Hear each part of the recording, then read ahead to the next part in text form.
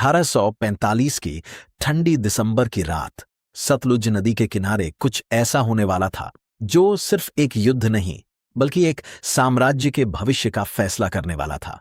एक तरफ थी ईस्ट इंडिया कंपनी, चालाक, संगठित और धीरे धीरे पूरे भारत को अपने कब्जे में लेती हुई, और दूसरी तरफ था सिख साम्राज्य, महाराजा रणजीत सिंह की विरासत, जो अब अंदर से कमजोर हो चुका था लेकिन अब भी तलवार चलाना जानता था।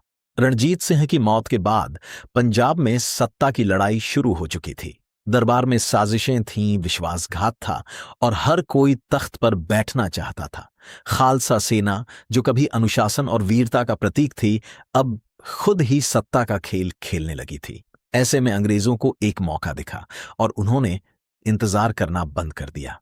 दिसंबर 1845 सिख सेना सतलुज नदी पार करती है। ये सिर्फ एक कदम नहीं था, ये युद्ध की घोषणा थी। पहला बड़ा टकराव हुआ, मुड़की की लड़ाई। रात के अंधेरे में धूल और बारूद के बीच दोनों सेनाएं आमने सामने थीं। सिख सैनिकों की बहादुरी अद्भुत थी। वे बिना डरे अंग्रेजों पर टूट पड़े, लेकिन अंग्रेजों की रणनीति और आधुनिक हथियारों ने धीरे धीरे बाजी पलटनी शुरू कर दी। युद्ध खत्म हुआ, लेकिन जीत किसी की साफ नहीं थी। फिर भी यह तो बस शुरुआत थी। कुछ ही दिनों बाद फिरोज शाह की लड़ाई छिड़ गई। यह युद्ध इतना भीषण था कि अंग्रेज खुद डर गए थे। सिखों ने किलेबंदी कर ली थी और अंग्रेजों के हर हमले का जवाब गोलियों और तोपों से दिया जा रहा था। कहा जाता है कि उस रात अंग्रेज जनरल ह्यू गफ को लगा कि वे हार जाएंगे, लेकिन फिर कुछ ऐसा हुआ जिसने सब बदल दिया। सिख सेना के कुछ प्रमुख नेता, लाल सिंह और तेज सिंह, जिन पर सेना को नेतृत्व देना था, उन्होंने ऐसे फैसले लिए जो आज भी इतिहास में सवाल बनकर खड़े हैं। कहीं पीछे हटना, कहीं सही समय पर हमला न करना। क्या यह सिर्फ गलती थी या फिर एक सोची समझी साजिश? इन सवालों के जवाब आज भी धुंधले हैं, लेकिन परिणाम साफ था। अंग्रेज धीरे धीरे बढ़त बना रहे थे। जनवरी 1846, अलीवाल की लड़ाई। यहां अंग्रेजों ने पूरी ताकत से हमला किया।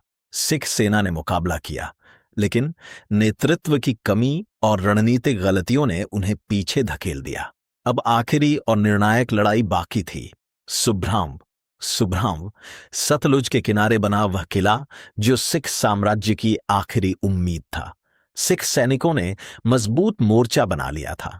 पीछे नदी, सामने दुश्मन और बीच में सिर्फ एक पुल जो उनकी जीवन रेखा था। 10 फरवरी 1846, सुबह का सूरज जैसे ही निकला, अंग्रेजों ने हमला शुरू कर दिया। तोपों की गूंज, गोलियों की बारिश और चीखों से भरा मैदान। सिख सैनिकों ने आखिरी सांस तक लड़ाई लड़ी। वे जानते थे पीछे हटने का मतलब सिर्फ हार नहीं, बल्कि सब कुछ खो देना था। लेकिन फिर वही हुआ जो इस युद्ध की सबसे बड़ी त्रासदी बन गया। कहा जाता है कि तेज सिंह, जो उस समय सेना के प्रमुख थे, अचानक मैदान छोड़कर चले गए और पुल, जो सिख सेना के लिए एकमात्र रास्ता था, वह भी टूट गया। अब सिख सैनिकों के पास कोई रास्ता नहीं था। या तो वे लड़ते लड़ते मर जाएं या सतलुज की लहरों में डूब जाएं। इतिहास गवाह है, हजारों सिख सैनिक उस दिन नदी में कूद पड़े। कुछ गोली से मरे, कुछ पानी में डूब गए, लेकिन किसी ने घुटने नहीं टेके। सुब्राम की हार के साथ प्रथम आंग्ल सिख युद्ध खत्म हो गया और इसके साथ ही पंजाब की आजादी भी लगभग खत्म हो गई। लाहौर की संधि हुई। सिख साम्राज्य को भारी कीमत चुकानी पड़ी। जमीन गई, खजाना गया और सबसे बड़ा आत्मविश्वास चला गया। अंग्रेज अब पंजाब के दरवाजे तक पहुंच चुके थे और यह सिर्फ समय की बात थी जब वे इसे पूरी तरह अपने कब्जे में ले लेंगे। लेकिन इस कहानी में सबसे बड़ा सवाल आज भी जिंदा है। क्या सिख साम्राज्य बाहर से हारा था या अंदर से टूट चुका था?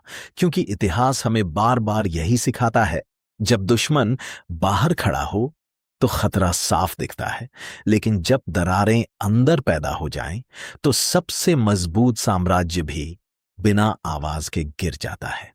अगर आपको ऐसा कंटेंट अच्छा लगता है तो please like, share and subscribe करें झिलमिल हिस्टोरियन चैनल।